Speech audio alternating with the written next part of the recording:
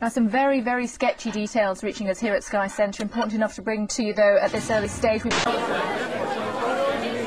What is that? Appears to be an immense serpentine animal. The sightings have continued. An unknown animal yet to be classified by science. Scientists say there is no possibility that this is fraudulent. I was shocked. I read it in the paper this morning. Monster snake. Sensation in the world press. we named it after the Norse dragon. Once we did have visual proof, people had to come to terms with the implications of that, and of course that gives some people difficulty.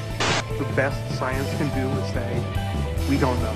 The public anxiety and fear terrified them. I was afraid if he went to the edge of the water that it would grab him.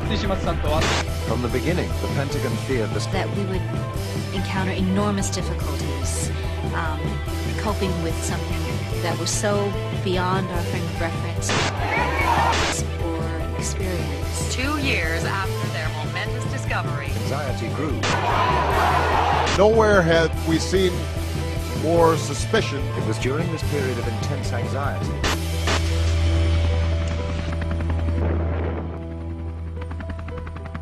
Ragged, twisted metal proves the lethal power. U.S. forces had been put on full alert. We might well consider the possibility that this was an aggressive move. I really don't know. Terror and death to men and women. but wake up. It's scary. I have kids. I have, We can't answer that question about what motivates this system. A lot of tensions have developed. Strategies, defusing situations, protecting ourselves, paranoid as it sounds. In the face of mounting international protests, the UN went into emergency session, attracting the largest audience for one television event ever. Be it New York or Moscow, Tokyo or Beijing, London or Paris, could kill hundreds of thousands of people, badly destabilize our security, our economies, and our very way of life. The time has come to take further measures. Congress decided the matter with a huge reallocation of funds for They call the weapon Thor. Thor would destroy the threat the creature poses. Scientists have raised the possibility that Thor may damage them. Protective field around the Earth, shielding us from the solar wind. And that could put a lot of our earthly functions at risk. So what do these new findings mean for us? It can cause irreversible damage, total disruption of all forms of communications over a very large portion of the Earth. Communication, weather satellites, GPS, spy satellites, you name it. The environmental impact statement has been falsified as to the true nature of the weapon system, its capabilities, and its possible fallout. Our highest priority must be... I just want to see some results. Physicists are now sounding the alert. moral and pragmatic implications. Do you think anyone's taking this seriously? We must stand united in our determination to do whatever is necessary. It's time for the United States to show the kind of leadership the world expects from us. The resolution we just adopted enshrines our shared commitment to the goal of a world without... Let's hope that it's a dud. Let's hope that nothing happens.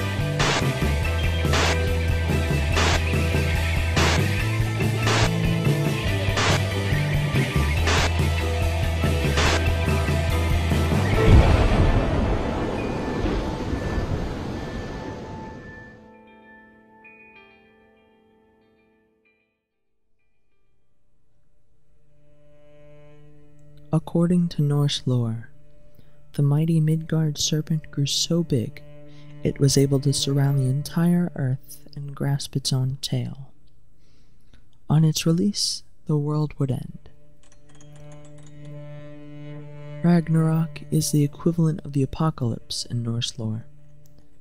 It is a great battle that is responsible for the death of a number of deities, humans, and mystical beings, either directly through fighting, in the preceding Great Winter, or in the subsequent global inferno. After this inferno, the world begins anew with 2 surviving humans repopulating it.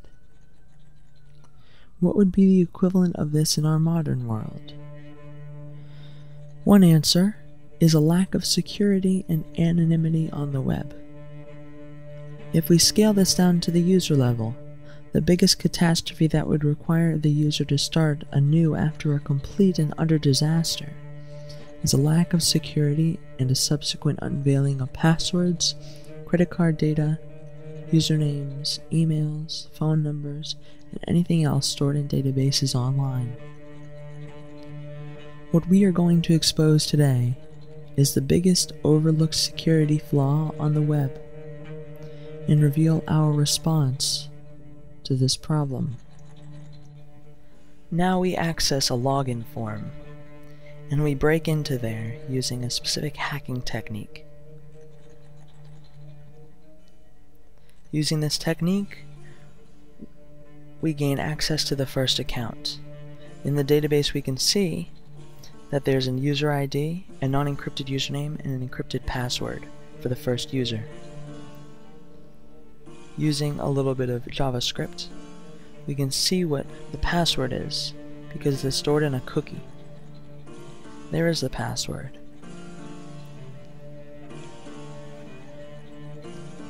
So you can tell we have gained access to the first account.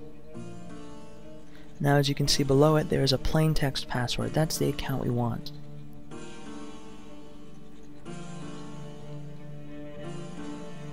Now by saying we don't want that account, we gain access to this new account, the test user account.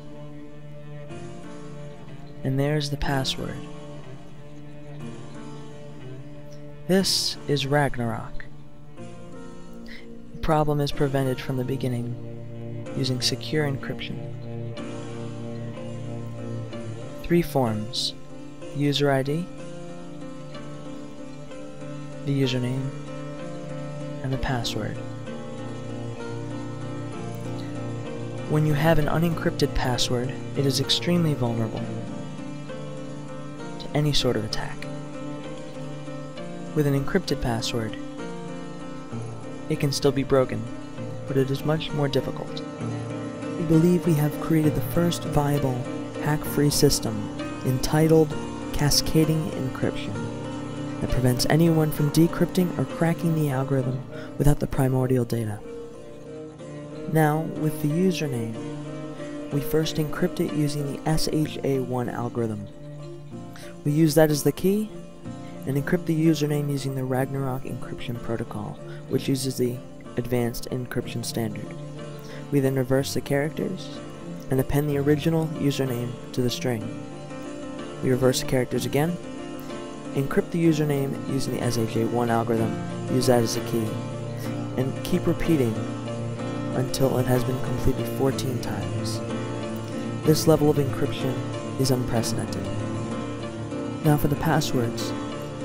Once we complete the username section, we then use the SHA-1 algorithm on the last stage of the username.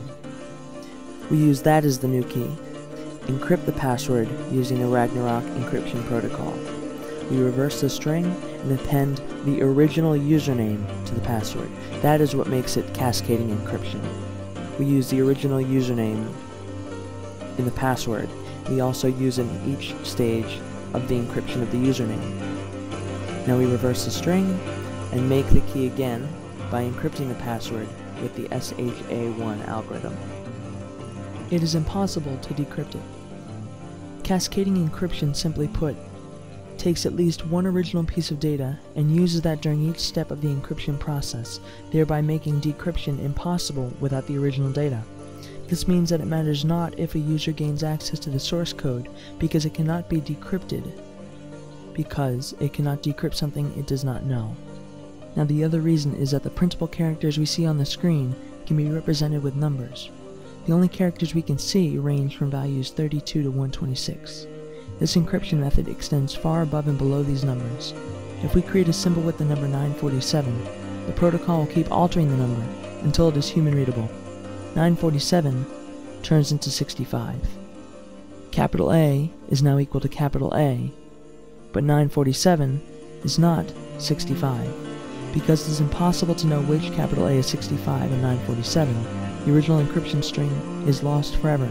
The only key lies in the user's mind. The future of the web login is here. Ragnarok was designed for the security of the people in a society that seemed to miss the problem altogether. Hopefully, this dogma, program, and protocol usher in a new epoch where web security and anonymity reign supreme. Login pages containing this logo use Ragnarok. Ragnarok is licensed under the Lesser General Public License and is available for download on the Technetronics Group website. For documentation, implementation, and other matters, go to the Ragnarok website within the Technetronics Group website. We hope you are as excited as we are for this new era of security. The future of technology is here.